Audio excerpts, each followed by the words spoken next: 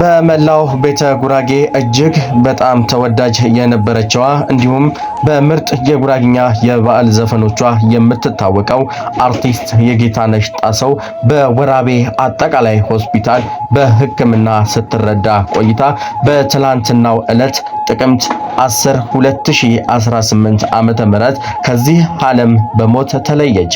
የአርቲስት ጌታነሽ ጣሰው የቀብር ስነ ስርዓት በትውልድ ስፍራዋ በቡኢ ከተማ በቅዱስ ባለወልድ ቤተክርስቲያን ስርዓተ ቀብሯ ተፈጽሟል። ኬር ሚዲያ በአርቲስት የጌታነሽ ጣሰው እልፈተ ሕይወት መራር ሐዘኑን እየገለጸ እንዲሁም በመላው ዓለም ለምትገኙ አድናቂ ወዳጅ ዘመዶቿ ኬር ሚዲያ መጽናናትን ይመኛል። የዕለቱን ወቅታዊ ዜና ያቀረብኩላችሁ አበግዜር ሞላ ነኝ።